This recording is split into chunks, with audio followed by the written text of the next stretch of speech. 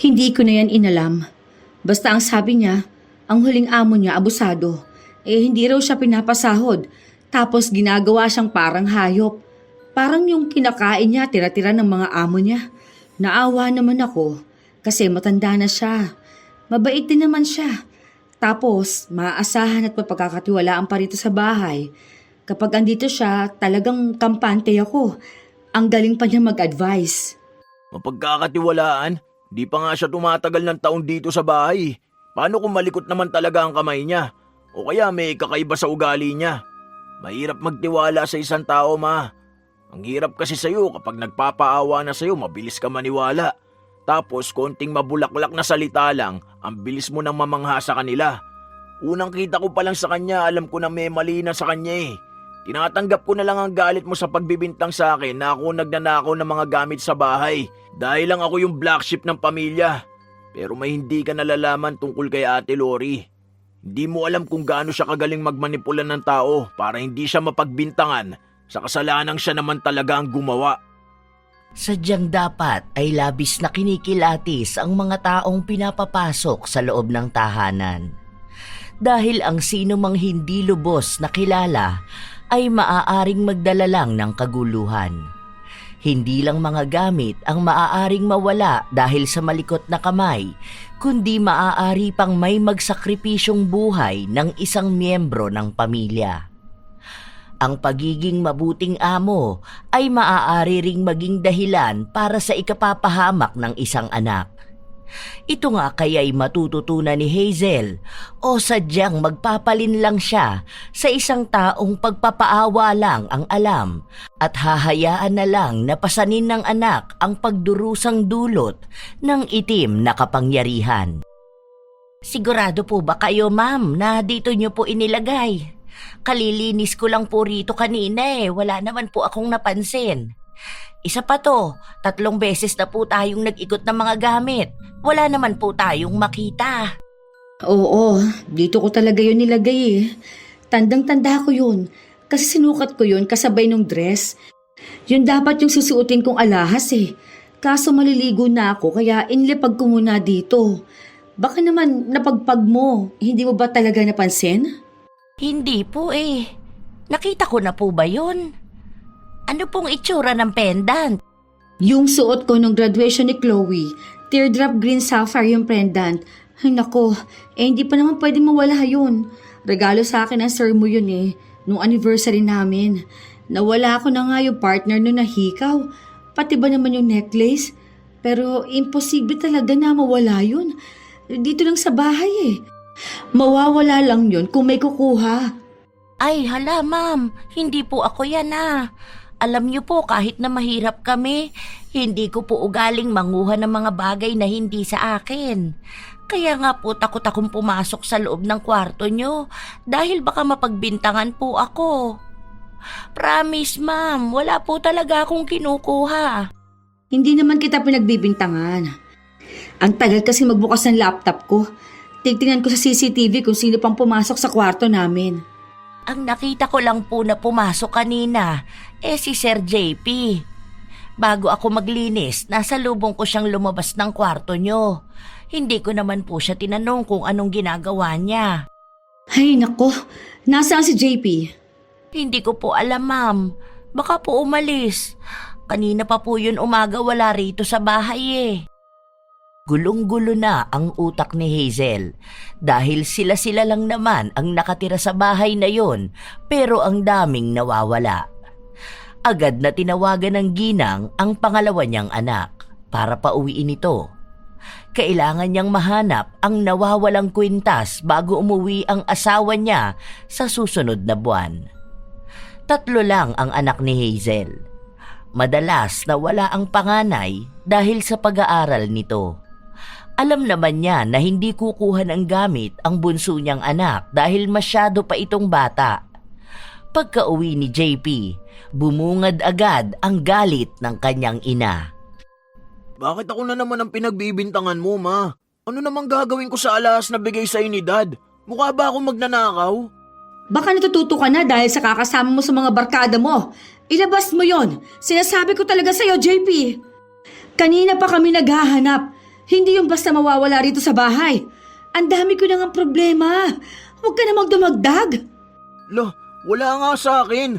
Baka mamaya nahulog lang sa ilalim ng kama. O kaya nailagay sa ibang lagayan. Mamaya sumabit sa mga damit. Nasa bulsa ng bag. Maraming lagayan dyan. Hanapin nyo naman muna, hindi yung nagagalit kayo agad sa akin. Damay pa pati mga barkada kung wala namang ginagawang masama. Alam ko may bisyo yung mga barkada mo. Huwag ko lang malaman na gumagaya ka na sa kanila ha. At nagnanakaw ka na ng mga gamit dito sa bahay para lang may pantustos ka dyan sa walang hiyang bisyo mo. Huwag mong sirain ang buhay mo. Hindi kami nagpapakahirap ng daddy mo para lang mapariwara ka. Dumating din kami sa edad na ganyan pero hindi kami naging pasakit sa mga magulang namin. Yan ang hirap dito sa bahay. Lagi na lang ako nakikita may mali. Wala naman kasi akong ginagawa eh. Kahit anong sabihin ko, hindi naman ako pakikinggan sa bahay na to. Parang akong pinakamasamang tao dito ah. Ngayon pinagbibintangan naman ako magnanakaw. Sige na, ipasalo nyo na lang sa akin lahat ng kasalanan sa mundo. Ako na ang lason sa pamilyang to. Eh ikaw lang naman na nakitang pumasok sa kwarto. Sino nagsabi? Nakita ba kung anong ginawa ko sa loob? Si Ate Lori. Ang sabi niya bago siya maglinis sa loob, nakita ka niya lumabas galing doon. Nakita ko rin sa CCTV galing ka sa kwarto. Galing nga ako sa loob ng kwarto pero hindi ako nagtagal. Sinilip ko lang yung likod ng pinto dahil sabi ni Dad, doon nakasabit yung hinihiram kong sinturon. Yun lang ginawa ko.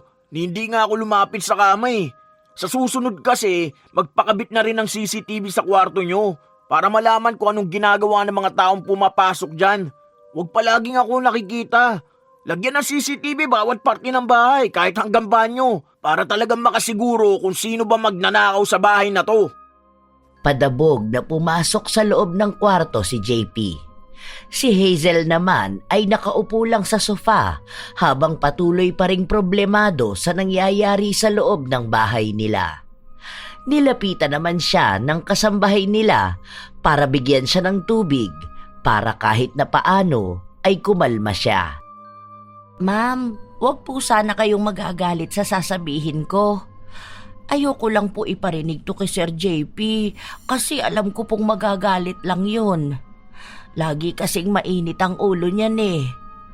Pero narinig ko siya nung nakaraang araw, may kausap siya sa cellphone niya. Nagtatanong siya kung may nahanap na raw bang buyer kasi ipapadala na raw niya yung ibebenta niya. Iniisip ko po kung may negosyo ba si Sir JP o may mga gamit talaga siyang ibinebenta. Pasensya na po ma'am ha, kung nagmumukha po akong pakialamera sa buhay niyo. Pero wala naman po kasing magsasabi nito sa inyo eh. Narinig mo ba kung sino kausap niya? Hindi ko po sigurado. Pero sa pagkakatanda ko parang Tony o Tori. Basta, ganun po. Si Tori, yung tropa niya nag-a-addict. Hindi po sa mapanghusga ako. Pero paano kung ganun na rin si Sir JP? Alam ko po, mahirap na tanggapin yon bilang isang ina dahil ako rin naman ay isang ina. At ayaw ko na mapariwara ang buhay ng anak ko dahil sa bisyo. Pero karamihan sa mga nag-aadik, naku yan yung mga magnanakaw talaga po. Lalo kung wala na silang maipantusto sa bisyo nila. Hanggat maaga pa po, antabayanan nyo si Sir JP. Baka sa susunod, mas malaki na ang nakawin yan sa inyo. Ngayon pa lang putulin nyo na ang sungay ng anak nyo. Bata pa lang talaga si JP, matigas na ang ulo niya. Wala na yung pinapakinggan kapag may gusto siyang gawin. Ilang beses ko na rin siyang pinalayo sa mga tropa niya dahil alam ko na bad influence sila sa kanya eh. Pero alam mo naman, kapag ganyang mga edad, gusto niyan gawin lahat ng klase ng bawal. Eh masyadong curious sa buhay. Yun ang kinatatakot ko. Lalo na pag napapalibutan ng mga taong masasama. Eh ewan ko ba, nahihirapan na ako kay JP. Opo, tama nga kayo. Madalas na nagre-rebelde mga ganyang edad. Sana lang wag nang mas marami pang mawala sa bahay nyo bago nyo talaga patawan ng nararapat na kaparusahan ng anak nyo. Napapansin ni Lori na nakukuha niya ang loob ni Hazel sa mga salitang binibitawan niya. Gusto niyang ituon ang problema kay JP para lahat ng mangyayari sa loob ng bahay ay si JP ang unang mapagbibintangan. Wala pang 1 taon si Lori sa bahay na pinapasukan niya, pero alam na niya kung paano mamanipulahin ang amo niya. Dahil pagdating niya pa lang sa bahay, si JP na talaga ang problema ng lahat. Tumitinulang ang binatilyo paminsan-minsan kapag naroon ang kanilang ama. May mga paunti-unting ninanakaw si Lori, pero hindi yun madalas na mapansin. Kailan lang nagkaroon ng ingay sa loob ng bahay dahil sa mga mahahalagang gamit na nawawala. Pero lahat yon ay mabilis na maiuugnay kay JP. Kaya alam ni Lori na hanggat naroon ang binatilyo, may pwedeng maituro sa kasalanan na ginagawa niya. Ilang araw ang lumipas, nagpahinga si Lori sa pagnanakaw dahil hindi pa rin malamig ang usapin tungkol sa nawawalang kwintas. Hindi niya pa yon na ibebenta, pero naipadala na niya yon sa pamilya niya. Iniipon niya lang ang mga gamit para kapag tuluyan na siyang umalis sa trabaho, may maibebenta siya. Habang naglilinis ng bahay si Lori, napansin niya si JP na galing sa loob ng kwarto ng panganay nitong kapatid.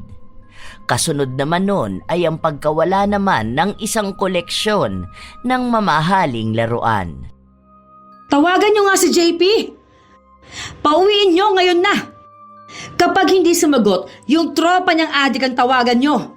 Alam ko kasama na naman niya yun eh. Kung hindi pa siya uuwi ng 6:00, pulis na kamo ang dadampot sa kanya kung nasaan man siya lupalop. Ma'am, kumalma muna po kayo. Ito po ang tubig oh. Dahan-dahan lang po, baka po ma-high blood kayo dyan. Mas mahirap po kung bigla kayong ma-stroke. Naiintindihan ko naman po ang galit nyo, pero isipin nyo rin po ang kalusugan nyo. Siguro naman po nabasa na ni Sir JP ang chat nyo sa kanya. Buwisi talaga yung batang yan. Alam ko talaga na siya ang papatay sa akin eh. Siya lang naman ang anak kong ganyan magbigay ng stress sa akin. Akala ata niya, simpleng laruan ng koleksyon ng ate niya. Ang mamahal na value ng mga yon. Hay, kapag mga adik talaga ma'am, ganyan. Tapos ibebenta nila ng mura para lang may maipambili ng bisyo. Ay naku ma'am, naaawa po ako sa inyo. Pasensya ka na ha. Ang gulo-gulo ng pamilya namin. Wala nang katahimikan dito eh. Nakakahiya na. Kasi, paano kung may iba pang taong makarinig na kami-kami na nga lang nandito, nagkakawalaan pa ng mga gamit? Hindi naman sa sinusulsulan kita ma'am. Pero paano po kaya kung patikimin nyo naman ng disiplina ang anak nyo? Hindi ko alam kung saan nagmana yon ma'am. Kasi yung mga kapatid niya maayos naman. Tapos kayo ni Sir, mabait naman. Pwede nga pong dahil sa impluensya ng mga kaibigan. Pero kung ipapakita niyo po sa kanya na mas nakakatakot kayo, baka magbago pa. Kasi kung sa amin yan sa probinsya, baka nataga na ang kamay niya. Ayaw ko kasi talaga ng nananakit ng anak. Napag-usapan na namin yan ng sir mo. Kahit siya ayaw niya eh. Ibang pagdisiplina ang ginagawa namin sa mga bata. Kasi kung mananakit kami, nakakaawa naman. Kumbaga, inaalagaan namin tapos pinoprotektahan. Tapos, sasaktan lang namin, di ba? Kaso nga po, iba naman na yung ginagawa ng anak nyo. Kailangan na ng kaunting disiplina. Kaya po ang tigas ng ulo niya eh. Kasi nga alam niya na hindi nyo naman siya sasaktan. Kahit na anong gawin niya, wala namang magagawa ang panay nyo lang sigaw. Ang mga kabataan ngayon, ma'am, kahit na anong salita sabihin mo, walang talab. Kaya nga karamihan sa kanila ngayon, ang titigas ng ulo, di ba? Di kasi nila naranasan yung disiplina noon. Yun bang kapag nagkamali ka, bugbog ka talaga? Walang sumasagot sa mga magulang. Pero depende pa rin sa inyo, ma'am. Itong payo ko bilang isang ina rin. Ilan na ba ang anak kong dinisiplina? Nalalason ni Lori ang utak ng kanyang amo dahil mas matanda siya rito. Para bang naghahanap din ng gabay si Hazel kung paano nga ba niya palalakihin ng maayos ang kanyang mga anak. Nasa ibang bansa kasi ang mga magulang nito at dahil anak niya naman yun, nais niya na siya rin mismo ang magpakamagulang. Sadyang hindi lang sila pabor na ang isa sa magandang pagdidisiplina sa anak ay ang pananakit. Ilang sandali pa, umuwi na rin si JP. Kahit na hindi pa siya nakakausap, alam na kaagad ng kanyang ina na nakainom ito. Bakit ngayon ka lang umuwi? Kanina pa kita tinatawagan. Simula bukas, hindi ka lalabas ng bahay. Sa susunod na buwan pa naman ang pasukan nyo. Hindi lalabas ng bahay, tapos anong gagawin ko rito? Lagi na lang papagalitan? Uminom ka? Minor ka pa lang, JP! Ano? Gusto mo naman talaga sirain ang buhay mo? Tutuluyan mo namang magpakalulong sa lahat ng klase ng kasalanan, ha? Anong susunod? Sa kulungan ka na talaga mapupunta, ha? Baka mabalitaan ko na may pinatay ka na. Luto na yung utak mo sa bisyo ng kaibigan mo. Paano kasing hindi ako iinom? Yun lang naman ang comfort na meron ako. Kapag nandito ako sa bahay, parang palagi na lang mali ang ginagawa ko. Tapos kapag nasa labas ako ng bahay, mali pa rin ako. Wala na akong ginawang tama sa mata nyo, ma. Wala talaga! Dahil ang hirap mong intindihing bata ka! Nagnakaw ka na naman! Alam mong mahal ang mga koleksyon ng ate mo? Ano? Yung pinagbentahan mo ba ang pinanlibre mo sa mga kaibigan mo para dyan sa inuman ninyo? Ma! Nasasaktan ako! Tama na! Ano ba sinasabi mong koleksyon ni ate? Wala akong kinukuha sa kwarto niya. Aray! Alam ko naman na mahal yun eh. Ni hindi ko nga hinahawakan yung mga laruan niya. Galit na galit ang ate mo kanina. May nawawala siyang bagong koleksyon. Yung binili niya sa Japan. Gusto mo talaga na palagi nalang nagkakagulo dito sa bahay dahil sa'yo? Ano bang klaseng anak ka? Sinabi ko na pong hindi akong kumuha noon. Dahil ba pumasok ako sa kwarto ni ate, ako na agad? Ang hirap naman kumilos dito sa bahay. Ako na lang akong pinagbibintangan. Sa susunod talaga na mahuli ko magnanakaw dito, ako mismo ang papatay sa kanya. Buwisit siya! Sa galit ni Hazel, hindi na niya napigilan pa ang kanyang sarili na saktan ng kanyang anak. Yon ang unang beses na pagbuhatan niya ng kamay si JP. Dahil noon naman, kahit na anong galit niya rito, panay lang siya salita.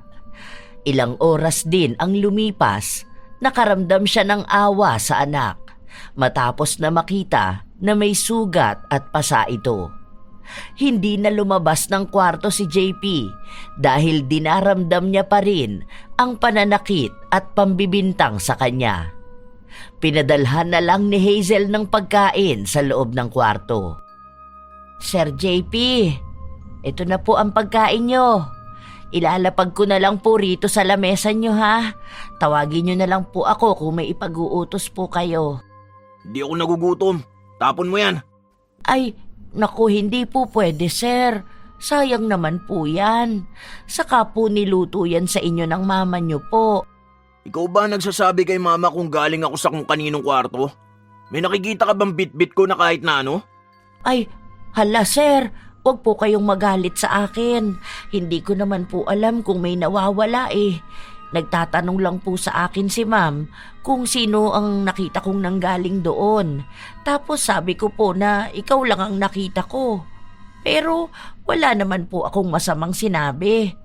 Kanina ko lang din nalaman na may nawawala pala sa mga laruan ng ate mo. Mukha nga talagang nasa loob ng bahay lang na to magnanakaw. Humanda siya. Dahil mahuhuli ko rin siya, ako mismo magpapahiya sa kanya kapag nangyari yun. Bakas ang gigil sa mukha ni JP. Hindi niya matanggap na palagi na lang sa kanya ang sisi kapag may mga nawawalang gamit. Kinabukasan, hindi siya umalis ng bahay nila. Nakakapanibago yon para sa lahat dahil madalas siyang tumakas sa kanila. May plano siya. May nais siyang hulihin, kaya mananatili siya sa bahay nila hanggang sa makita niya ang tunay na salarin. Oh, mabuti. Hindi ka tumakas ngayon. Akala ko ba bawal akong lumabas hanggang next month? Di na talaga ako lalabas. Dito na lang ako sa bahay. Mukhang hindi rin naman gumagana ang CCTV na yan eh. Ako na lang ang magbabantay sa bahay. Ako ang huhuli na magnanakaw. Ano nangyayari sa mga sugat mo? Di naman niya nakakamatay. Buhay pa rin naman ako. Huwag mo na kasing ulitin yung mga kasalanan na ginagawa mo, anak. Huwag mo naman sirain ang buhay mo. Opo ma, hindi ko aakuin na ako magnanakaw. Pero dahil wala pa naman tayong ebidensya, sa ngayon alam kong ako talaga ang may kasalanan. Pero sinisiguro ko sa inyo, makikilala ko kung sino man dahilan kaya ganitong ginagawa nyo sa akin. Mananagot siya, hindi lang sa batas, pati na rin sa galit ko. Dahil si JP lang ang nag-iisang lalaki sa kanilang magkakapatid, alam na ng kanyang ina kung gaano talaga ito katapang. Habang nag-uusap ang mag-ina, naririnig yon ni Lori. Alam niya na malaking balakid si JP kung sakali man na mananatili ito ng matagal sa bahay. Kaya hanggat maaari, gagawa siya ng paraan para tulungan itong makipagkita ulit sa mga kaibigan.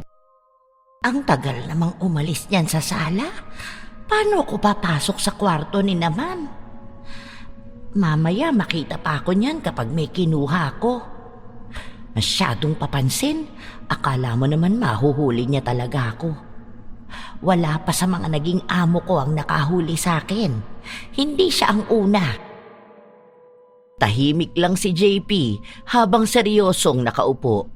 Para nga siyang nagmistulang CCTV. Ilang sandali pa, dumating na yung driver nila kasama ang ate niya at ang mga kaibigan nito. Hindi sila nagpapansinan ng ate niya dahil siya rin ang iniisip na kumuha ng gamit nito. Hindi pa rin naman sila nabibigyan ng pagkakataon para makapag-usap. Habang naglilinis si Lori, nakatingin lang sa kanya si JP. Kahit na walang sinasabi ang binatilyo, si Lori talaga ang pinagbibintangan niya. Sino ba madalas nagpupunta sa bahay? Si Ate Lori nagstay dito. Isa yung driver pero sa likod ang tulugan niya. Pumapasok siya sa bahay pero hanggang sa kusina lang. Imposible naman na makapasok siya sa kwarto namin. Yung on-call na 2 tagalinis sa bahay pero once a month lang sila. Pag kailangan lang mag-general cleaning. Si tita, bihira lang yun kapag kasama si mama. Pero imposible naman siya kasi mayaman yun eh. Mas mayaman pa sa amin. Habang nagsasalita siyang mag-isa, lumapit sa kanya si Lori. Sir, may merienda po sa kusina. Gusto niyo po ba? Punta na po kayo doon. Kanina ko pa po napapansin na hindi kayo tumatayo dyan sa upuan ninyo. Kuha mo na lang ako. Mamaya ako papasok sa kwarto ko kapag dating ni mama. Hindi naman po yan ang utos sa inyo ng mama nyo. Ayoko nga. Mamaya kapag natulog lang ako, may nawala na naman tapos ako na naman ang pagbintangan. Gusto kong makita ni mama na hindi ako kumikilos dito sa sofa para malaman niya na wala talaga akong ginagawang masama rito. Sure po ba kayo? Sige po, sandali lang, kukuha lang ako ng merienda nyo. Payo ko lang po sa inyo, sir, na huwag sanang sasama ang loob nyo sa mama nyo kung dinidisiplina niya kayo ng ganyan. Hindi naman ako nagagalit kay mama eh. Galit na galit ako dun sa malikot na kamay na dahilan kaya may nawawalang gamit sa bahay. Kuha mo na ako ng pagkain. Saka inumin na rin. Yung pineapple juice ha. Natapos ang buong maghapon hanggang sa umuwi na ang ina ni JP. Walang nawalang gamit sa kanila at si Lori ay hindi na isakatuparan ang balak niya sa hikaw na nasa loob ng kwarto. Lumipas pa ang mga araw, hindi talaga lumalabas ng bahay si JP. Palagi siyang naglilibot sa loob ng bahay kaya walang magawa si Lori kundi ang mag-ingat sa mga ikinikilos niya. Isang beses, nasa loob lang ng kwarto niya si JP. Walang ibang tao. 2 lang sila ni Lori na nasa bahay. Ilang sandali pa, tumawag ang kanyang ama sa kanya para may ipakuha sa kanya at may darating daw sa bahay nila para ihatid yon sa kanya. Agad na ring lumabas si JP. Nagsabi pa siya sa kanyang ina na papasok siya sa kwarto dahil sa utos ng kanyang ama. Dahil iniisip na naman niya na baka may mawala na naman, sa kanya na naman ibabato ang sisi. Pagpasok niya sa kwarto, naroon si Lori at may isang bagay na ilalagay na sana nito sa kanyang bulsa. Ano yan? Ay, kalabaw! Anong ginagawa niyo rito, sir? Ano yung ilalagay mo sa bulsa mo? Teka, yan yung higaw ni mama. Yung bagong bili niya. Bakit hawak mo yan? Anong gagawin mo dyan, ha? Nakita ko po ito sa sahig. Nagwawalis kasi ako tapos nawalis ko to sa ilalim ng kama. Bakit mo ibubulsa? Naku hindi po sir. Pinupunasan ko lang ng damit ko kasi puno ng alikabok. Ilalagay ko na nga po rito sa lamesa ni ma'am para po makita niya mamaya. Kayo po, anong ginagawa niyo rito? May inuutos sa akin si Dad. Sige na, kung tapos ka na, umalis ka na. Sure po kayo sir? Dito po kayo mag-isa? At bakit hindi? Wala namang mawawala ngayon. Muntikan lang. Mabuti na lang may nakakita. Pinagbibintangan niyo po ba ako, sir? Sinabi ko naman po sa inyo na nawalis ko lang po talaga yon. Wala akong sinabi na kukunin mo. Ang sabi ko, muntikan nang may mawala, mabuti na lang nakita mo sa ilalim ng kama. Kasi kapag di na naman yan mahagilap, ako na naman ang pagbibintangan. Makikita pa sa CCTV sa labas na dalawa lang tayong pumasok sa loob.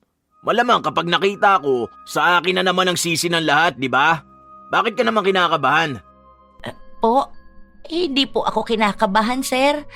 Sige po, eto po inilapag ko na ha. Magluluto muna ako, sir.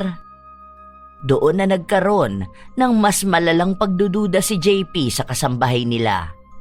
Huli niya na ito sa akto kanina pero nakalusot pa. Hindi naman niya pwedeng basta sabihin sa kanyang ina ang kanyang nalaman hanggat wala siyang naipapakitang ebidensya. Dahil alam ng binatilyo na kayang-kaya ni Lori na lusutan ang anumang akusasyon sa kanya. Ilang araw pa ang lumipas na nahimik ang bahay nila. Walang nawawala, walang pagbibintang, walang awayan. Habang sabay-sabay silang kumakain, sinadya ni JP na iparinig kay Lori ang magiging usapan nila. Darating na bukas yung Apple Watch na ibibigay sa akin ni Lola. Baka ibenta mo na naman yun. Hindi naman ako nagbebenta ng mga ibinibigay sa akin eh. Saka hindi naman na ako lumalabas. Anong pagkakagastusan ko? Sige na, pwede ka na ulit maglalabas pero limitahan mo ang sarili mo ha. Maayos na ulit ngayon. Wala nang nawawala. Sana naman JP, ayusin mo naman ang buhay mo. Maayos naman ang buhay ko, ma. Ngayon, nandito ako sa bahay. Bakit walang nawawala kung ako ang nagnanakaw? Kung ako magnanakaw sa bahay na to, alam nyo kung anong nanakawin ko na mas malaki ang halaga kapag naibenta ko. Alam ko kung saan yun nakatago. Kaya bakit pa ako magtsatsaga sa mga mumurahing bagay kung pwedeng yun na ang kunin ko? Ay, wag na lang nating pag-usapan yan. Move on na tayo. Uuwi na ang daddy nyo next week. Ayokong maabutan niya yung mga nakawan na nangyayari na yan, ha? Hindi ko pa nga nasasabi sa kanya na nawawala yung regalo niya sa akin eh. Panigurado akong magagalit lang yun sa akin. Feeling ko nga malapit na nating mahuli ang magnanakaw eh. Konti na lang, makikilala nyo na siya. Sinabi ko na nga na wag na nating pag-usapan, di ba?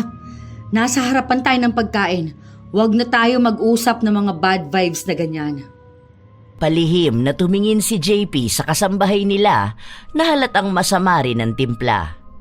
Ilang beses na rin kasi niya itong pinaparinggan. At halata na natatamaan ito pero masyadong magaling magpanggap at magtago. Kinabukasan, dumating ang hinihintay ni JP. Binuksan niya yun mismo kung saan nakikita siya ni Lori. Wow, ang ganda naman. Tignan mo, Lori. Bagay ba sa akin? Ay, opo, sir. Alam mo ba, kinukulit ko si Lola para dito eh. Sa US pa lang meron ito. Baka before end of the year pa magkaroon nito sa Pilipinas. Ang ganda talaga, grabe. Siguro mga nasa 40K to ko ibebenta. Sakto lang din ang presyo. Hindi masyadong mahal. Ang mahal nga niyan, sir. Yung relo na binibili ko, nasa 100 pesos lang sa Baklaran. Bakit naman ganyang kamahal yan, sir? Ayan yata yung gusto ng anak ko. Yung sinasabi niya na pwedeng makinig ng music, tapos parang nakakonect ata sa messenger. Yan ba yun, sir? Pasensya ka na, hindi kasi ako maalam sa mga ganyang gadget. Oo, dami pang pwedeng gawin. Saka ako na to gagamitin kapag may pasok na. Balik ko na lang muna to sa box, tapos tago ko sa kwarto ko. Ay, o nga pala, aalis ako mamayang hapon. Baka hindi kami magpang-abot ni Mama. Sabihin mo sa kanya na nandun sa kwarto ko yung padala sa kanya ni Lola na bag. Saan nakalagay, sir? Dun lang sa gilid ng kama ko. May isa pang ganitong relo dun eh. Kay ate yun, si mama na lang kamo magbigay ah. Naghintay lang si Lori na lumabas ng bahay si JP bago siya pumasok sa loob ng kwarto nito. Nakita niya ang tinutukoy ng binatilyo. Naroon din ang isa pang relo na para sa panganay na anak ni na Hazel. Kinuha yon ni Lori, pinagmasdan niya at natutuwa siyang makita yon. Naaalala niya ang panganay niyang anak na malapit na rin ang kaarawan. Matutuwa talaga si Tenten kapag ito ang iniregalo ko sa kanya. Original pa to. Hindi lang to basta yung nabibili sa tabi-tabi. Kukunin ko to. Natigilan si Lori matapos na biglang bumukas ang pinto ng kwarto. Napatayo siya kaagad nang makita niya si JP. Muntikan pa nga niyang maibato ang kahon na hawak niya. Anong ginagawa mo, te? Ay, naglilikom ako ng mga labahin, sir. Magsasalang na kasi ako. Ay, akala ko ba alis ka? Ang bilis mo naman yatang nakauwi. Hindi na pala matutuloy kasi yung kasama ko dapat may biglang pinuntahan eh. Dito na lang ako sa bahay. Bigla na rin akong tinamad gumala. Si mama kasi, pinilit akong magstay sa bahay. Ayan, halos ayoko na umalis. Oo nga pala, may mga medyas ako doon, te ah. Nakalimutang isabay nung nakaraan eh. Wala ka na bang ipapasabay na palalabhan, sir? Wala na, te. Okay na yan. Nandyan na pala si ate. Ibibigay ko na sa kanya tong relo niya. Sa kalooban ni Lori ay nakakaramdam siya ng inis. Hawak na niya yung dapat na ibibigay niya sa anak niya pero masyado siyang pinaglalaroan ni JP. Ang tagal na niyang walang nakukuhang gamit at naipapadala sa pamilya niya. Yun na lang sana ang nag-iisa niyang pag-asa para makapagregalo sa kanyang anak. Habang tumatagal si JP sa bahay, mas lalo siyang nahihirapang kumilos. Ilang beses na rin kasi siyang kamuntikang mahuli. Sa oras na malaman na siya ang magnanakaw sa bahay nila, alam niyang mapaparusahan siya at makukulong. Kapag nangyari yon, maaari pa siyang mawala ng kabuhayan. Iniisip niya na paano na ang kanyang pamilya. Hanggang sa dumating ang araw na umuwi na ang isa niya pang amo. Yon ang nakita niyang pagkakataon para makapagnakaw ulit. Dahil kapag umuwi ang asawa ni Hazel, buong pamilya silang umaalis ng bahay. Okay lang ba porma ko? Bakit yan ang relo na gamit mo? Hindi mo gagamitin yung bigay ng lola mo? Ganyan no? Parehas kayo ni ate mo. Hindi yung bagay sa suot ko ngayon eh. Saka na yun kapag pasok ka na. May pasok na naman next week eh. Para maipagyayabang ko pa. Kapag nakita nila sa picture na may suot ako nun, anong iyayabang ko sa tropa ko? Yan, panay kayabang. Mas atupagin mo maging mabuting anak at hindi mabuting kaibigan lang. Mabuti naman ako ma. Di lang ako banal. Una na ako sa sasakyan. Ang tagal nyo mag-ayos ni ate. Hinabili na muna ni Hazel ang lahat kay Lori. Dahil siya lang ang mag-isa na maiiwan sa bahay. Gabi pa uuwi ang buong pamilya nila. Pinaaalalahanan niya na huwag magpapapasok ng kung sino at siguraduhin na palaging nakasarado ang gate nila. Pagkaalis ng mga amo niya, agad na nagtungo si Lori sa kwarto ni JP para hanapin ang relo nito. May katagalan din siyang naghalughog ng buong kwarto dahil hindi niya kabisado ang mga pinaglalagyan ng gamit ng binatilyo. Hindi kasi niya masyadong napapasok ang loob ng kwarto nito dahil bibihira lang magpalinis si JP. Kapag naglilinis naman siya, nakabantay sa kanya ito na tila ba may itinatago na ayaw makita ni numan. Ilang sandali pa, nakita ni Lori ang kahon sa ilalim ng kama ni JP. Itatago mo pa to ha? Makukuha ko rin naman. Sakto, mahahabol ko to para sa birthday ng anak ko. Ito na lang muna ang kukunin ko pero iiwan ko ang kahon para hindi masyadong mahalata na nawawala. Hindi naman siya makakapagreklamo agad dahil pwede namang sabihin na ibinenta niya. Ibinulsa ni Lori ang relo, saka siya nagpunta sa loob ng kwarto niya. Ibinalot niya yun ng damit para kung sakali na magkahanapan ay hindi basta makikita. Hindi rin naman siya pinagbibintangan kaya alam niyang ligtas siya. 2 araw ang nakalipas, hindi pa rin napapansin ni JP na nawawala ang relo niya dahil hindi niya ito naririnig na nagrereklamo. Hanggang sa isang araw, Lori, may tatanong lang sana ako sa'yo. Nanggaling ka ba sa kwarto ko? "Ay, kailan sir?" Nito lang, maliban dun sa nakita kitang kinukuha yung mga labahin. Kahapon po. Kasi may pinaayos si ma'am sa akin. Pero 2 kami ni ma'am na pumasok sa loob. Bakit po? May problema po ba, sir? May nawawala kasi kung gamit baka nakita mo. Hinahanda na ni Lori ang isasagot niya kung sakali man nahanapin ni JP ang relo niya. Ilang sandali pa, bago magsalita si Lori, dumating si Hazel. Bakit? Ano nangyayari? May tinatanong lang ako kay Ate Lori, ma. May nawawala kasi akong gamit sa kwarto. Baka lang alam niya kung nasaan. Ano po ba yon, sir? Baka naitabi ko. Kasi wala naman ako naitapon na gamit. Yung mga basura lang sa ilalim ng mesa mo ang tinapon ko. Yung kulay blue na folder, kailangan ko kasi yun Nandun yung mga document ko. Magpapasok ka na, ipapasa ko yun Andoon sa kwarto ko. Kanina kinuha ko. Kasi may hinahanap akong document mo. Kailangan daw kasi ng tatay niyo nun. Dahil gagamitin ata doon sa benefits niya. Hindi ko pala nasabi sa'yo. Kunin mo na lang sa kwarto. Ganun po ba? Sige po, mamaya na lang. Oh, Lori, okay ka lang ba? Bakit parang namumutla ka naman dyan? Ay, okay lang po ako, sir. Medyo kulang lang po ako sa tulog. Hay nakote, magpahinga ka rin kasi. May day off ka naman. Tapos hindi ka naman nagpapahinga. O kaya maglalabas ka naman kahit minsan para maarawan ka rin. Sige po, ma'am. Mag-day off po kasi ako bukas. Birthday ng anak ko. Magpapadala lang po ako ng pera at regalo sa kanila. Sige po, ma'am. Sandali lang po Magsasampay pa po ako ng mga damit. Nakatitig lang si JP sa kasambahay nila. Tila ba may kung anong planong namumuo sa kanya. Alam na niyang nawawala ang relo niya pero hindi niya yon sinasabi sa kahit na sino sa kanilang bahay. Gusto niyang isipin ni Lori na wala pa siyang alam. Habang nasa labas ng bahay ang mag-ina, hindi na napigilan pa ni JP na magtanong sa kanyang ina tungkol sa kung saan nga ba niya nakilala si Lori para pagkatiwalaan ito na gawin niyang kasambahay. Galing siyang agency. Marami rin niyang naging amo. Kaya nga ang galing niyang makisama, di ba? Marami na siyang naging amo? Bakit bigla siyang umalis? Ano ba yun? Pinaalis siya o sadyang tinanggal siya? Ano pa yung background niya, ma? Hindi ko na yan inalam.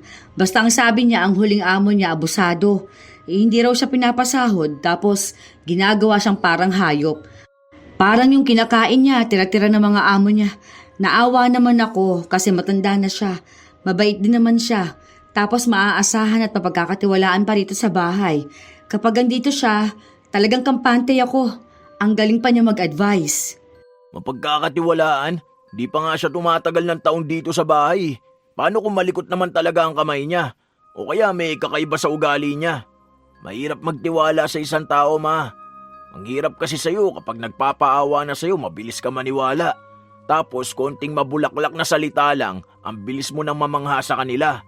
Unang kita ko pa lang sa kanya, alam ko na may mali na sa kanya Tinatanggap ko na lang ang galit mo sa pagbibintang sa akin na ako nagnanakaw ng mga gamit sa bahay. Dahil lang ako yung black sheep ng pamilya. Pero may hindi ka nalalaman tungkol kay Ate Lori. Hindi mo alam kung gaano siya kagaling magmanipula ng tao para hindi siya mapagbintangan sa kasalanang siya naman talaga ang gumawa. O bakit? Wala namang patunay na siya ang magnanakaw Saka wala siyang record sa agency nila na may reklamo sa kanya. Ang gaganda pa nga ng feedback sa kanya Mabait daw talaga at madaling makasama sa bahay. Wala rin naman patunay na ako nagnanakaw ng mga gamit sa bahay Pero ako ang sinisisi. Oo, aaminin ko na pasaway akong anak. Panay ako gala, panay layaw at liwaliw. Pero alam niyong noong wala pa tayong kasambahay, nakakalat lang ang pera at gamit kung saan-saan pero walang nawawala.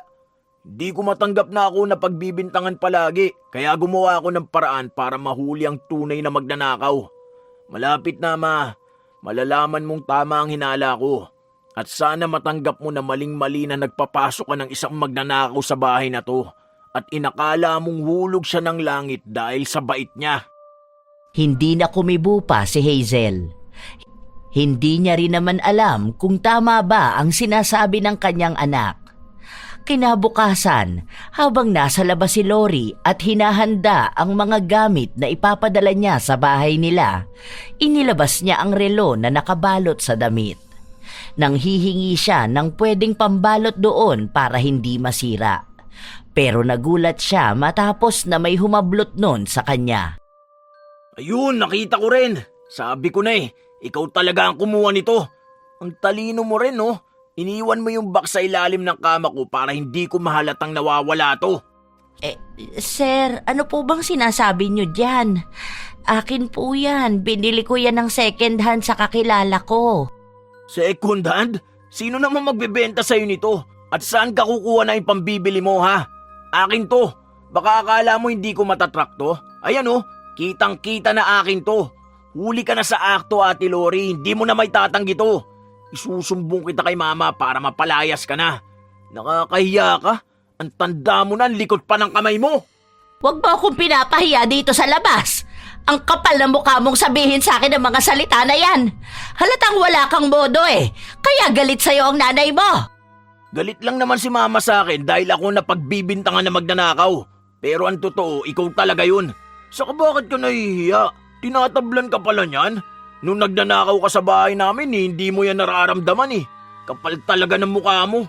Magpaalam ka na sa trabaho mo. For sure, sesanti ka na. Wala kang ipapalamon sa pamilya mo. Huwag mong babastusin ang ganyan ng pamilya ko. Hindi mo alam ang pinagdaraanan namin, ha? Anong pinagdadaanan ba sinasabi mo, ha? Pare-pareho lang naman kay mga kawatan. Imagine yung ipapakain mo sa kanila galing sa pera na pinagbenta mo ng nakaw mo. Alam ko ganyan din ang mga anak mo. Magnanakaw gaya mo. Wala kang karapatan na sabihin yan sa mga anak ko. Subukan mong laitin pa sila sa harapan ko, makakatikim ka talaga sa akin. At anong sasabihin mo sa nanay mo, ha? Tingin mo ba pagkakatiwalaan ka pa nun? Alam naman na niyang pariwara ang buhay mo, kaya kahit na anong kasinungalingan kaya mong gawin. Huwag mo akong subukan, JP, dahil baka may masama akong magawa sa'yo. Anong masama magagawa mo sa akin, ha? Siguro mamamatay tao ka rin, Lahat na yata ng kasalanan, bit-bit mo na Mas mabuti pang kunin mo na mga gamit mo sa bahay bago ka papalayasin ng pamilya namin. Muwi ka na sa probinsya nyo. Mag-retire ka na sa pagiging kawatan. Ipasa mo na lang ang trabaho sa mga anak mo. Malamang, kaya mo silang turuan na maging kasing galing mo. Umalis na rin kaagad si JP para umuwi sa bahay nila. Habang si Lori naman ay hindi alam ang gagawin. Yun ang unang beses na may nakahuli sa kanya. Alam niya na kapag isinumbong siya ni JP, masisira ang plano niya. Hindi pa siya tapos sa pagnanakaw sa pamilya ng kanyang amo dahil sa lahat ng napasukan niya, yun ang bahay na pinakamadaling nakawan. Dahil masyadong mapagtiwala ang amo niya at kahit saan na lang makakakita ka ng pera at mamahaling gamit. Naipit sa trapiko si JP kaya hindi kaagad siya makauwi. Ilang beses niya ring tinawagan ang kanyang ina pero abala ito sa trabaho. Ilang sandali pa, pagka-uwi niya sa bahay, inihanda na niya ang lahat ng ebidensya na meron siya. Maya-maya, umuwi na ang kanyang ina. Kasama nito si Lori na umiiyak at nagpapaawa. Ma'am, parang awa niyo na po. Huwag niyo po akong tatanggalin sa trabaho ko. Matanda na po ako, kaya po mahihirapan na akong makakuha ng trabaho. Hindi ko naman po alam na kukunin ni Sir JP sa akin yun Natatandaan ko po talaga, binigay niya yun sa akin. Kasi ayaw niya raw po yung gamitin. Ma'am, maawa na po kayo. Ang kapal naman ng mukha ng matanda na yan. Bakit may nalalaman pa siyang paiyak-iyak? Tignan mo, ma, oh. Ninakaw niya sa akin to. Nakita ko siya kanina. Ipapadala niya na to sa pamilya niya. Kasi po, ireregalo ko yan sa anak ko. Birthday niya. Alam niyo naman po yun eh. Kaya nga binigay niyo yan sa akin. Tapos ngayon, bigla niyo akong pagbibintangan. Pati yung mga nawawalang gamit dito sa bahay, sa akin niyo ibinintang. Ma'am, kahit po kausapin niyo ang mga dati kong amo, wala kayong maririnig sa kanila na nagnakaw ako. Kahit na kailan, hindi ko po yun gagawin. Takot nga po akong hawakan ng mga gamit nyo dahil baka may mawala. Ayokong masira ang tiwala ng mga tao sa akin. Wow, ibang klase ka. Iba ka kung magpaawa. Dalang-dala mo na naman ang nanay ko. JP, tigil na. Huwag mong pagsalitaan ng ganyan ng matatanda. Hindi ba sinabi ko sa'yo na gumalang ka? May galang ako sa mga matatanda, pero hindi sa mga magnanakaw na gaya ng babaeng yan. Ma, huwag kang maging masyado mabait. Niloloko ka na nga, naaawa ka pa. Ninanakawan na niya tayo, kaya tama na yan. Ma'am, hindi ko po kayang gawin yan sa inyo. Malaki po ang utang na loob ko sa inyo eh. Alam ko na po kung bakit ako ginaganito ni Sir JP. Siguro po, kasi ayaw niyang malaman niyo yung narinig kong pag-uusap nila ng kaibigan niya. May bibilhin silang gamit para doon sa mission nila. Ma'am, wala po akong balak na sabihin to sa inyo eh. Kaso po ako na ang ginigipit. Anong pinagsasasabi mong bisyo? Hindi ako adik, pero ikaw alam ko na magnanakaw ka. Ito na ang ebidensya, talagang itatanggi mo pa? Kitang-kita kong ginawa mo. Mag-usap nga muna tayo, JP. Huwag kang ganyan magsalita sa matanda, ha? Ano ba talagang ginagawa mo sa buhay mo, ha? Nagtatrabaho na maayos si Ate Lori, tapos ganyan ka makikitungo sa kanya? Pinalampas ko na nga yung mga nawawala nating gamit at yung mga kulang pa na pera. Pero ito, hindi ko alam kung mapapalampas ko pa. Talagang mas kakampihan mo pa yung magnanakaw na yan, ha? Anong klaseng bahay to? Ako pa ngayon na masama. Ako na nga nagmamalasakit Huling-huli na yan sa akto. Yan kasi ang hirap Kapag nagpaawa lang ang matatanda, bilis maniwala. Kaya nagiging mas masahol pa yung kriminal dahil napagbibigyan. Buisit! Padabog na nagtungo si JP sa loob ng kwarto niya. Hindi niya akalain na mas papanigan ng kanyang ina ang tunay na magnanakaw. Inunahan na siya ni Lori na magpaawa at mas naging epektibo yun. Alam na alam kasi ni Lori kung paano lalaruin ang emosyon ni Hazel, kaya mabilis niya ring nakukuha ang simpatsya nito. Kahit naman noon pa, mahina ang loob ni Hazel sa mga mahihirap na tao at lalo na sa mga may edad na. Kaya awang-awa talaga siya kay Lori, lalo na kung paano ito magkwento ng mga sakripisyo nito para sa kanyang pamilya. Ilang araw ang lumipas, pasukan na ni na JP. Hindi pa rin siya masyadong nagsasalita sa loob ng bahay nila dahil kahit na anong sabihin niya, pakiramdam niya walang makikinig sa kanya. Isang araw, pagka-uwi ni JP, mag-isa lang si Lori na nasa bahay. Naglilinis ito ng kusina. Ang galing mo palang artista, Lori. Hindi na kita tatawaging ate. Hindi mo deserve ang respeto. Tagal mo na sigurong ginagawa yan, Kabisado mo na masyado ang galawan ng mga tao, May ready ka ng script? Ang sabi ko naman sa iyo, bata, hindi mo ako kaya. Hindi ako umabot sa ganitong edad para lang matalo ako ng mas bata sa akin. Hindi mo pa napagdaanan ang napagdaanan ko sa buhay. Kaya wag ako ang kinakalaban mo. Yan ang tunay mong pagkatao. Pero pagkaharap mo si mama, sobrang bait mo. Iyakin ka pa, tapos magalang kuno. Sakit mo na yan ang pagiging magnanakaw. Hindi ako titigil dahil bantay sarado ka sa akin, tanda. Mahuhuli at mahuhuli ka rin ng pamilya ko sa akto. Ako lang kasi ang hindi mo kaya mauto May saysay palang pagiging masama ang ugali. Hindi mabilis mapaniwala. Sinisigurado ko sa'yo na hindi ka na makakapagsalita. Then go, subukan natin hanggang saan ang tapang mo. Malapit na. Ingat ka na lang ha. Pwede ka pa rin sa kulungan. Doon ka na lang mag-retire. Palaging iniinis ni JP si Lori, lalo na sa harapan ng kanilang pamilya.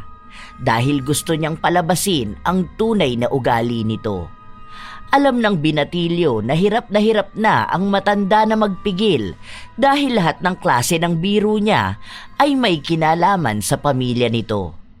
Kapag sinisita siya ng kanyang ina, hinihiritan niya na nagbibiro lang siya palagi. Dahil hindi na makaya ni Lori ang inaasta ni JP, kinausap na nito si Hazel para muling manipulahin. Ma'am, baka po hanggang katapusan na lang ako rito, ha? Salamat po dahil ang bait nyo sa akin. Gusto ko pa po sanang magtagal sa inyo. Kasi sa totoo lang, kayo po ang pinakamabait na amo na nakilala ko. Ha? Bakit ka naman aalis? May problema ba rito sa bahay? Hindi naman kita pinapaalis Hindi ko na po kasi kaya si Sir JP. Ang hirap niya pong pakisamahan. Ma'am, sa totoo lang, sobrang bigat po sa dibdib ng mga pinagsasasabi niya sa akin. Kapag wala po kayo rito, ang dami niyang panlalait sa akin. Ma'am, may trauma na po ako sa dati kong amo. Matanda na po ako. Ayoko naman pong bigla na lang akong aatakihin dahil sa sama ng loob. Hindi ko na po talaga kaya, ma'am. Naku, pasensya ka na Ate Lori ha. Ganyan kasi talaga ang anak ko, mapang-asar yun. Huwag ka muna umalis ha. Kakausapin ko muna si JP. Paano ng pamilya mo kapag aalis ka? Kailangan mo ng pera para sa maintenance ng asawa mo. Yun na nga po ang dahilan, ma'am, kaya po ako naiiyak. Kasi iniisip ko ang pamilya ko. Sobrang hirap sa probinsya po. Wala rin namang ibang tutulong sa amin. Kaya nga po ako lumawas dito sa Maynila. Kahit na sobrang bigat sa dibdib mahiwalay sa mga anak ko. Sa totoo lang, ma'am, parang pamilya na nga po ang turing ko sa inyo Kung hindi lang po siguro dahil kay Sir JP. Huwag kang mag-alala, okay? Kakausapin ko ang anak ko.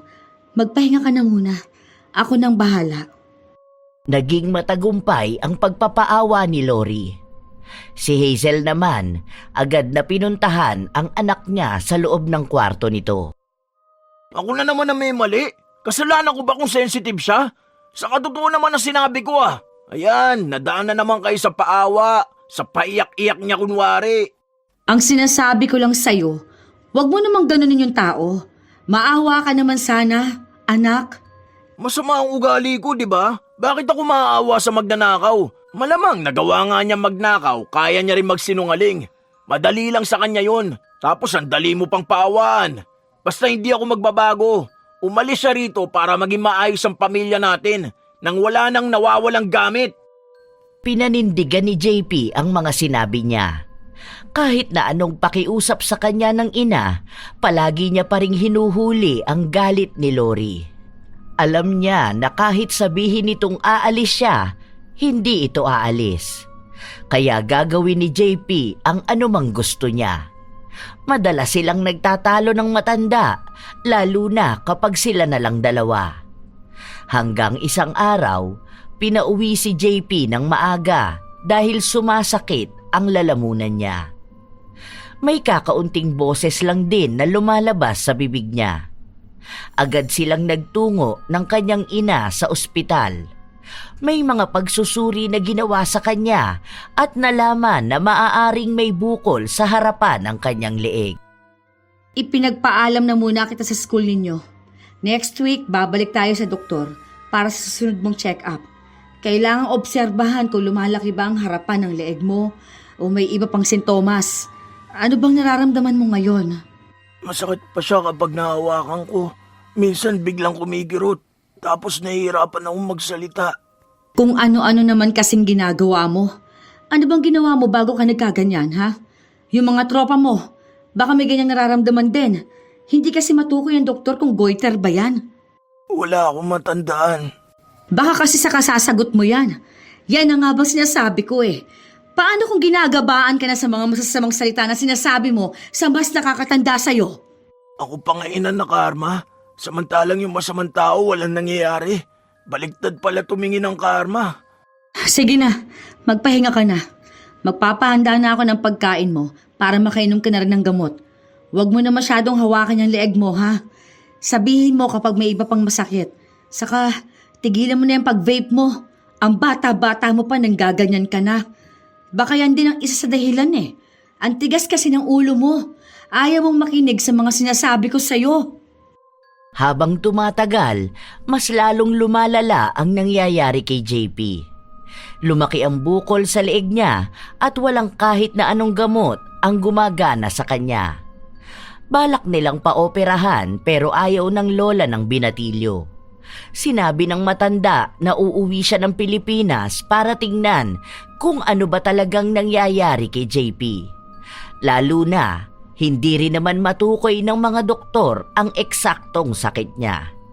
Kaya kahit na nahihirapan na siya, mas pinili na lang ng mga magulang niyang sa bahay siya manatili.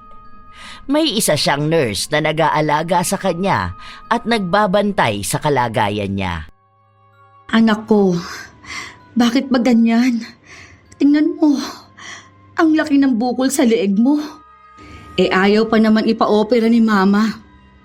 Ano naman magagawa niya pagbalik niya ng Pilipinas? Sa susunod ng linggo pa siya makakauwi rito. Ano nararamdaman mo? Kumikirot ba? Medyo lang, pero kapag gabi, doon sobrang sakit. Tapos kapag malamig, Kapag kumakain ka, may iba ka bang nararamdaman? Hirap ka pa rin bang lumunok? Baka naman mangayayat ka niyan. masakit kapag lumulunok ako. Kahit naman tubig ang inumin ko, masakit pa rin eh. Parang may matalim na hibla na nasa lalamunan ko. Magtatagal pa kaya to, Ma?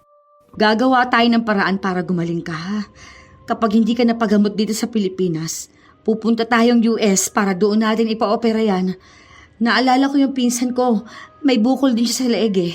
Tapos naoperahan. Ayun, naging maayos naman na siya. Baka naman malaking gastos yun. Hayaan nyo na. Anong hayaan? Hindi kami papayag ng daddy mo na ganyan ka lang. Ang bata mo pa para magkaganyan ka. Ma, pasuyo ko ng tubig. Ang katinang lalamunan ko. Ay, teka, wala ka ng tubig dito. Papakuha lang ako kay Ate Lori. Wait lang, nak, ha? Hindi na mapakali si Hazel sa nangyayari sa kanyang anak. Kahit na naiinis siya kay JP noon sa sobrang tigas ng ulo nito, wala namang ina na matitiis na makitang nahihirapan ng kanilang anak. Kaya ipinangako niya na lahat ay gagawin niya, bumalik lang ang dating sigla ng anak niya. Gabi-gabi niya ring ipinagdarasal ang paggaling ng kanyang anak. Habang inuutusan niya si Lori, biglang tumunog ang cellphone niya at nakita niya na tumatawag ang kanyang ina. Kaya ang kasambahay lang ang mag-isang pumasok sa loob ng kwarto. Pinalabas din ni Lori ang nurse para kumain na ito. Sinadya niya talagang gawin yon para makausap niya rin si JP. Gusto niyang ipadama sa binatilyo na wala na siyang pag-asa pa sa buhay. Salamat ka, hindi kita mapuweltahan. Nahihirapan kasi ako magsalita. Parang nagagasgas ang lalamunan ko. Mabuti na lang at hindi ako naaawa sa mga katulad mo. Tama lang yan sa'yo nang wala ka ng pakialaman sa buhay ko. Panay kalait sa akin at sa pamilya ko, di ba? O anong kinalabasan? Ikaw na ngayon ang kalait-lait. Ay, kawawa ka naman talaga, aba. Nakikita mo ba ang itsura mo? Ang laki ng bukol sa leeg mo, oh. Tapos may mga nakikita pang ugat. Parang may nana sa loob. Kapag pinutok mo, tatagas na lang bigla. Pwede bang umalis ka na rito? Masaya ka ngayon kasi wala kang kalaban na nakakaalam ng mga ginagawa mo. Akala mo ba hindi ko alam na may ninanakaw ka pa rin? Hindi lang masyadong malaki dahil ayaw mong mahuli ka na talaga. Shhh! Dahan-dahan ka na sa pagsasalita ha. Baka biglang sa susunod niyan, wala ka na talagang boses. Wala kang laban sa akin, bata. Palagi kong ipapaalala sa'yo na talunan ka. Lalo na ngayon, kahit naman paoperahan ka, hindi naman na yan gagaling. Alam mo kung anong mangyayari sa oras na buksan ng doktor ang lalamunan mo? Hindi ka na mabubuhay. Kasi wala naman silang makikitang sakit sa'yo, kaya wala silang gagamutin. Pero ikaw, yang kaluluwa mo, ando na mapupunta sa impyerno. Ngayon matapang kang magsalita sa akin oh. Huwag mo sabihin na ikaw may gawa sa akin ito. Wala ka nang pakialam doon kung ako man o hindi. Basta ang alam ko lang, masaya akong makita kang nagkakaganyan. Hindi nga lang dapat ganyan ang mapagdaanan mo eh. Pero ayos na rin yan dahil nakikita ko pa rin na naghihirap ka. Matagal na paghihirap at para bang walang katapusan. Yon ang gusto ko. Yon ang magbibigay ginhawa sa akin.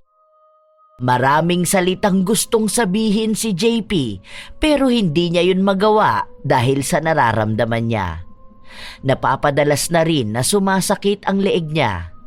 Nababalot ng sigaw ng sakit ang buong bahay nila tuwing gabi, ngunit wala namang ibang magawa si Hazel dahil kahit na anong gamot ang inumin ng anak niya, walang nangyayari. Parang ang mas lumalala pa ang sakit na nararamdaman ni JP. Para bang pati ang binatilyo gusto nang sumuko dahil hindi na niya maipaliwanag ang nararamdaman niya. Maliban sa sakit niya, nahihirapan na rin ang kanyang utak sa kaiisip. Ang daming problemang pumapasok sa pamilya nila dahil lang sa kalagayan niya. At ayaw niyang makita ang ina na palagi na lang umiiyak. Gusto na niyang matapos ang lahat, ngunit hindi niya alam kung paano tatapusin ang paghihirap niya. Isang hapon, habang mag-isa si Hazel, nilapitan siya ng kasambahay nila. "Ma'am, merienda po muna kayo. Nangangayayat na po kayo. Bibihira na lang kayong kumain tapos lagi kayong puyat at stress. Hindi po maganda yung ginagawa nyo. Masama yan sa kalusugan nyo, ma'am." Ang daming tumatakbo sa utak ko. Nahihirapan ako sa totoo lang, te. Awang-awa na ako sa anak ko. Hindi ko alam kung gagaling pa ba siya. Bilang isang ina, naiintindihan po kita, ma'am. Sino ba naman ang ina na gustong makita na nahihirapan ang kanyang anak, di ba? Kahit naman nung mga bata pa lang sila, ayaw na ayaw natin silang nagkakasakit. May pagkakataon pa nga na hinihiling natin na sana tayo na lang ang magkasakit. Kung pwede lang ba nating kunin ang nararamdaman nila eh. Yan nga ang nararamdaman ko, ate. Bata pa si JP eh. Ang dami pa naming pangarap para sa kanya. Bakit siya pa nagkaganyan, di ba? Ang bigat sa dibdib. Hindi ko siya matignan dahil naiiyak ako. Minsan po kasi, ma'am, baka sa mga ginagawa niyang masama yun. Sorry ma'am ha, kung matatamaan ko po ang damdamin niyo bilang ina. Kasi po, di ba, ang dami niya ring stress na bigay sa'yo noon. Sa barkada niya, sa pagiging bastos niya, tapos sa pagnanakaw niya po. Sa dami po ba naman kasi ng pagkakataon na magbago siya, hindi niya ginawa. Tapos, ayan na po ang nangyari sa kanya. Sinasabi mo ba na deserve ng anak ko yan? Opo ma'am, baka yan na yung parusa niya bilang masamang anak. Pero hindi pa rin eh. Magbabago pa naman siya, alam ko. Kilala ko ang mga anak ko. Kaya ganyan yan, dahil sa mga barkada niya. Pero alam ko kaya naman niyang magbago. Sana, mabigyan pa siya ng isa pang pagkakataon, hindi yung ganyan. Ipa-opera mo na kasi siya, ma'am. Baka kailangan lang matanggal ang bukol sa leeg niya. Ayaw nga ng mama ko dahil kailangan pa siyang hintayin bumalik. Kasi kung ako lang, gusto ko talaga siyang ipa-opera. Ewan ko ba, hindi ko alam sa mama ko kung saan niya nahahagilap yung kulam-kulam na sinasabi niya. kulam, ma'am? Wala. Hayaan mo na nga. Pagod lang siguro kaming lahat kaya kung ano-ano na lang naiisip. Hindi na mapakali si Lori sa mga narinig niya dahil iniisip niya na maaaring may nakakaalam na ng ginawa niya kay JP. Agad niyang tinawagan ang kaibigan niya sa probinsya upang magtanong kung ano ang kalagayan ng kulam na ginawa nila. Doon niya nabalitaan na may kumakalaban na sa kanya. Nahihirapan silang pareho ng albularyo. Sinisigurado ni Lori na hindi mawawala ang kulam at hindi matatalo ang kaibigan niya. Pero sinabi sa kanya nito na hindi niya sigurado dahil malaki ang naging epekto sa kanya ng pakikipaglaban niya sa albularyo.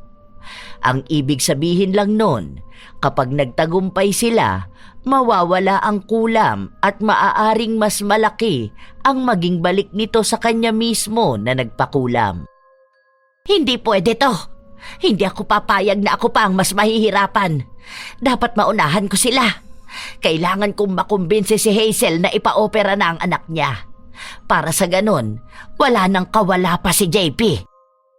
Ilang beses na kinausap ni Lori si Hazel pero sinasabi lang sa kanya nito na pauwi na ang kanyang ina.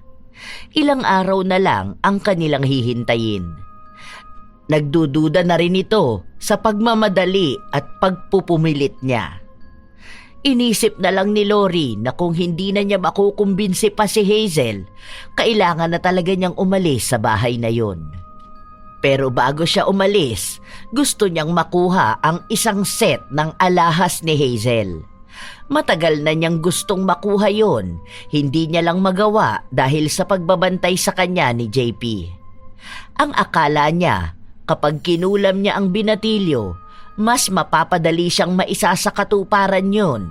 Pero dahil sa sakit ni JP, kinailangan din ni Hazel na manatili sa bahay nila. Hindi na siya gaanong nakakapasok sa loob ng kwarto. Yun na lang ang huling pag-asa niya. Kaya nang malaman niyang umalis si Hazel dahil may importante itong gagawin, sinamantala niyang pasukin ang loob ng kwarto. Inipit niya sa mga damit na bitbit niya ang kahon na pinaglalagyan ng mamahaling alahas. Habang palabas siya ng kwarto, sakto naman na dumating si Hazel kasama ang ina nito.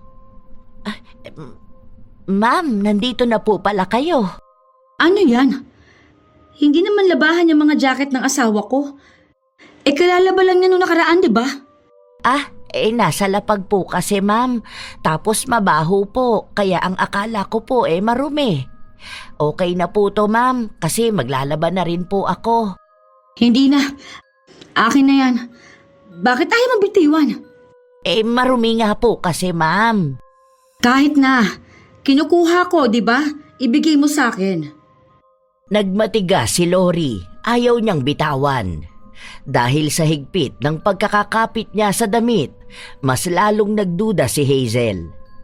Ilang sandali pa, habang naghihilahan sila ng damit, nahulog ang kahon na naglalaman ng alahas. Agad yung dinampot ng ina ni Hazel. Dahil sa kahihiyan na inabot ni Lori, agad siyang napatakbo. Hindi na niya nagawang bumalik sa loob ng kwarto niya dahil alam niya na mahaharang lang siya kapag nagtangka na siyang lumabas. Walang ibang nararamdaman si Lori kundi ang galit dahil nasira na ang magaganda niyang plano. Yon ang unang beses na naging palpak siya at lahat ng nangyayaring yon ay kay JP niya isinisisi. Iniisip niya rin na sana una pa lang pinapatay na niya si JP para hindi na nagkaroon pa ng hadlang. Sinubukang tawagan ni Lori ang kaibigan niyang mangkukulam para ipatuloy na ang pagpatay kay JP pero hindi na pumayag ang mangkukulam. Dahil kung gagawin niya yon, siya ang mamamatay. Nagkaroon din sila ng pagtatalo at sisihan. Dahil kung hindi raw dahil kay Lori, hindi naman na siya babalik sa pangkukulam. Hindi na sana niya mararanasan na magkasakit dahil lang sa pakikipaglaban sa albularyo. Wala nang pagpipilian si Lori kundi ang bumalik sa probinsya nila. Samantala sa bahay ni na Hazel, hindi pa rin siya makapaniwala na nakita mismo ng mga mata niya ang ginawa ni Lori. Nadismaya siya dahil paanong ang taong inaakala niyang nakakatulong sa kanya ay ang taong totoong salarin, hindi lang sa pagnanakaw kundi pati sa nangyayari sa anak niya. Sorry talaga, anak. Hindi ako naniwala sa'yo. Patawarin mo ako. Ang dami kong kasalanan na nagawa sa'yo. Wala na yun, Ma. At least nalaman niyo rin kung sino talaga ang magnanakaw. Kaya pala ganun siya magsalita sa akin. May kinalaman pala talaga siya. Hindi naman din ako naniniwala sa kulam. Kaya pala pilit niya akong kinukumbinsi na ipa-opera kita. Mabuti na lang nakinig ako kay Mama na wag mo nang ipagalaw yung bukol sa leeg mo. Ang sabi, kapag daw inoperahan ng taong may kulam, pwede raw mamatay. Kasi kung ano-anong gamot ang papasok sa katawan, tapos sabay pa yung ritual. Ang gulo! Hindi ko masyado maintindihan ang kulam na yan. Ano na? Ha? Kamusta naman ang pakiramdam mo? Ganun pa rin naman. Nawala na lang yung parang may tumutusok na makati sa leeg ko. Saka magaan po sa pakiramdam. Paano ba nalaman ni Lola yung sa kulam? Yung kaibigan niyang Pinay doon sa kanila. May kakilala na ganyan din mismo ang nangyari. Pero yun daw pinaopera tapos namatay. Nung burol daw, may albularyo na napadaan. At yun ang sinabi na dahilan kaya namatay yun. Kaya natakot si Mama. Ayun, agad akong tinawagan. Bigla siyang napauwi ng Pilipinas. Nagtataka pa nga siya kung sino raw ang pwedeng gumawa niyan sa'yo. Maging ako naman, hindi ko alam kung sino. Mabuti na lang maraming katsismisan si Lola sa US. Kapag mga Pinoy talaga, kahit nasang bansa ang daming kakilala na may kaparehas na kalagayan. Ikaw talagang bata ka. Ganyan na nga ang kalagayan mo, nagawa mo pa magpatawa. O sige na, magpagaling ka na ha. Paano na yung matandang magnanakaw? Ano nang gagawin sa kanya? Ipinapaayos ko na sa daddy mo yung kaso. Huwag mo nang isipin yon. Sa ngayon, dapat gumaling ka na. Hindi pa naman ako sanay na hindi ka inaaway. Magpalakas ka ha. Kasi ang black sheep ng pamilya, dapat palaging matapang. Matagal ang inabot bago nakabalik sa normal si JP. Panay herbal na gamot lang din ang iniinom niya para maibalik ang dati niyang boses. Habang nagpapagaling siya, tumigil muna siya pansamantala sa pag-aaral. Kasabay din ay ang pag-aasikaso sa pagpapakulong kay Lori. Lumabas ang balita tungkol sa ginawa niya at doon lang din nagsampa ng reklamo ang mga dati niyang amo. Walang ebidensya ang mga yon, pero base sa kanilang kwento, pare-parehas ang estilo kung paano sila nanakawan at manipulahin ni Lori. Umusad ang kaso at kahit na anong pagpapaawa niya, wala nang handa pang makinig sa kanya. Nang makulong si Lori, doon lang din nila nabalitaan na may unti-unting tumutubong bukol sa harap ng leeg niya, katulad ng nangyari kay JP noon. Siya naman ang nakakaranas ng sakit na walang lunas. Happy birthday, Kuya JP naming pasaway! 18 ka na. Dapat magpakabait ka na lalo, ha? Pwede na kitang ipahuli sa pulis kapag nagpasaway ka sa akin. Grabe naman. Mabait na kaya ako. Tignan nyo, sa sobrang bait ko, wala na akong friends na adik. Masaya akong marinig yan. Basta mag-aaral ka ng mabuti, ha? Baka puro babae naman ang aatupagin mo ngayon. Si Mama nang-aasar pa. Wala pa naman ako nililigawan ngayon Kung magkakagusto ka sa babae, pwede naman. Basta wag yung pababayaan ang pag-aaral nyo. Oh, siya, tara na. Kumain na tayo. Oo nga pala, may bago tayong kasambahay. Sino na naman yan? Sure na ba yan na hindi siya magnanakaw? O kaya may lahi ng mangkukulam? Sure na sure ako. Kasi ito talagang pinili ko ng mas maayos. Ayokong magkaroon na naman ng gulo dito sa bahay. Sayang lang talaga yung mga nanakaw niya. Naalala ko na naman yung regalo ng daddy nyo. Mabuti na lang, binilihan ulit ako ng bago. Wala na yun, di na natin mababawi. Move on na tayo. Mabuti nga ngayon nakakulong na siya eh. Alam na natin na hindi na siya makakapagnakaw pa sa ibang tao. Karma na lang talaga ang sisingil sa tao. Ngayon nahihirapan na rin siya katulad kung paano ako nahihirapan. Kung ano talagang kasama ng ginawa mo sa kapwa mo babalik ng masigit pa sa'yo. Sana yun ang natutunan niya. Wow! Ang matured ng baby boy ko Binata na talaga siya. Iba na mag-isip Nakaka-proud naman. Siyempre, parang pangalawang buhay ko na rin to Magiging mas mabait na rin ako. Pambawi ba? Sa dami ng stress na dala ko noon. I love you, ma. Hindi lang naman si JP ang maraming natutunan sa pamilya nila, maging ang kanyang ina na si Hazel.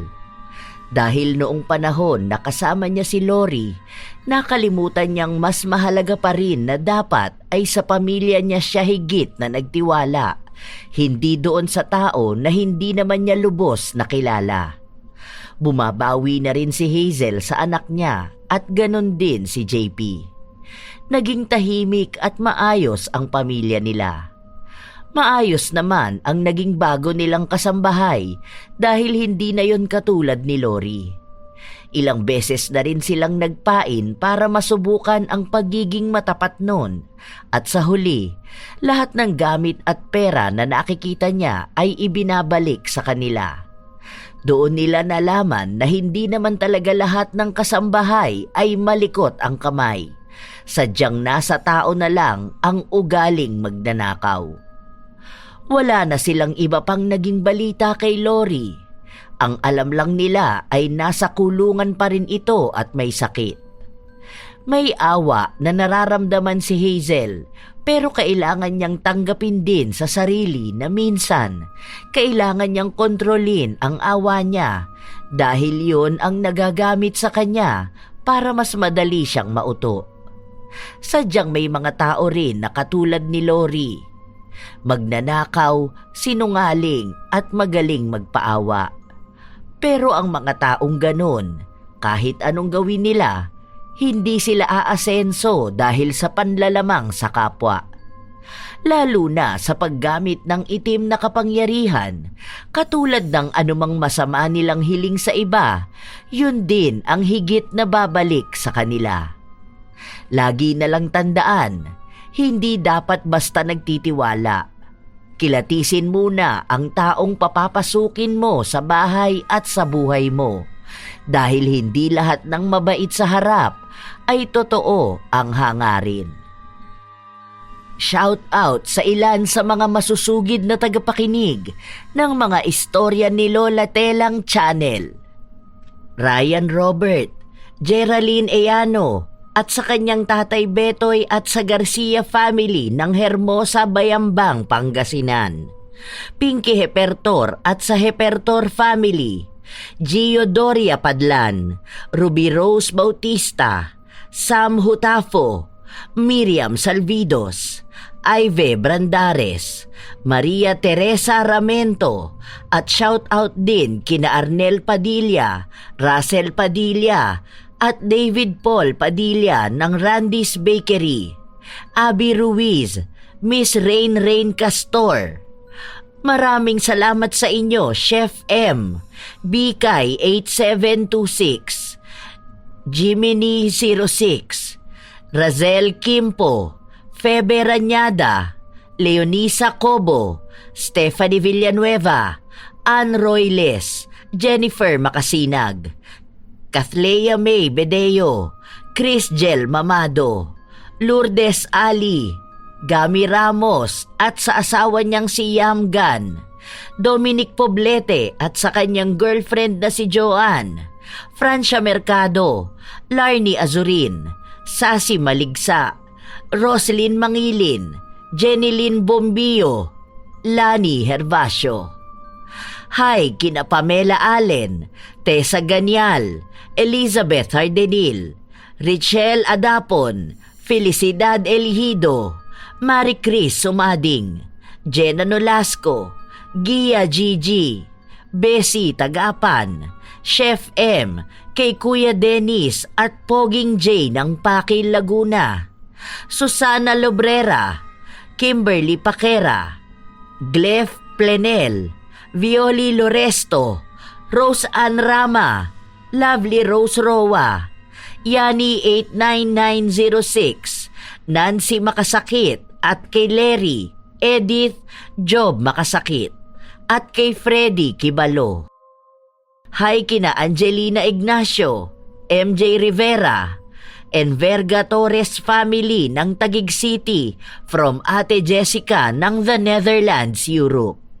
Kumusta kayo, Azenar Noriv at Azenar Goodies, MK Huang, Leia Rabosa, Mary Jean Constantino, Sayak Ortiz, Michelle Celetaria at Savilloso family ng San Juan, Batangas, Loris Lorenzo at sa mga empleyado ng SureFit Printing Services, lalo na sa Pad Print Department.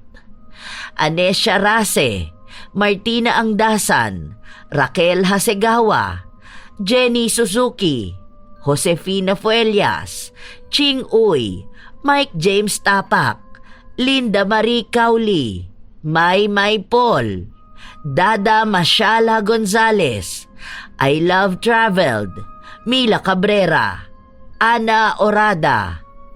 Shout out sa inyo, EJ Dulay, Mark Rodriguez, Kent Batyon, Mirna De Tablan, Narlene Micabalo, Lynn Tots, Honey Austria, Kopi Chow, Marinette Mangrag, June Soriano, Deans Rodriguez, Leonisa Cobo, Arialyn Notarte, Corazon Ingay 1610, Roxanne Gaudicos, Elizabeth Pamintuan at sa kanyang mga anak na kasama niyang nakikinig, sina Lay, Echo, Dekdek, Janet, Jay, Lionel at Mary, Josephine De Peñosa, Maya Angel, Jeneline Paulable.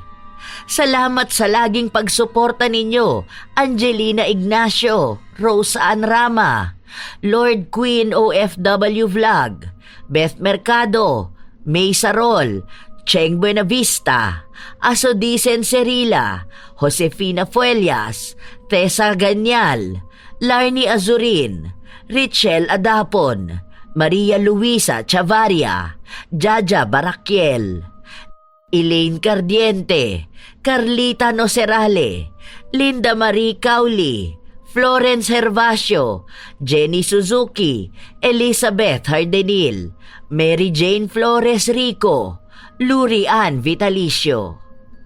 Hi kina Gail Alfajardo at shout out daw kina Kirby, Joanne, Kirail, Jaira at kay Keith na magba-birthday ngayong July 31. Happy birthday sa'yo, Apo. Kumusta kayo, Genevieve Kadapan, Maricar Costa at sa asawa niyang si Christopher, Jomer Suarez, at shout out din kina Kuya Jojo Kulot at Mengay, Angeline Galo, Razon Yao, Shanhel Lorelia, Jenaline Viniegas, Christian De Jesus ng Mahilom Compound, Davao City, at sa kanyang boss Tata na laging nakikinig at sa kanyang nanay Jacqueline Lee at tatay Noki, Bugoy at Linlin, Erwin Bornilio, Ruby Tapas TV, Mel Santarita, Supladang Pasaway, Hazel Fiesta, Ami Yong, Loida Sapa, Catherine Alipio, Lita Alipio at Angelo Alipio. Kay Ate Aya at sa kanyang mga tita na sina Jaja, Jessiril at Jessica. Shout out din kina Josie Aniban, Elgin TV Vlog, Ann Basanta, Susan Manalo, Jane Razmin Sansan, Julieta Ortega, Elizabeth Virtuz, Sheren Solero Masagka, John Marien Abelia, Lovely Rose Roa, Sydney Crosswind, Lance MBB, Francisco Neng, Gami Ramos, I Love Traveled, Maria Lee Nakagawa, Jenny Suzuki, at sa lahat ng mga silent listener ng mga istorya ni Lola Telang Channel. Ito ang inyong Lola Telang at maraming salamat sa pakikinig mga apo.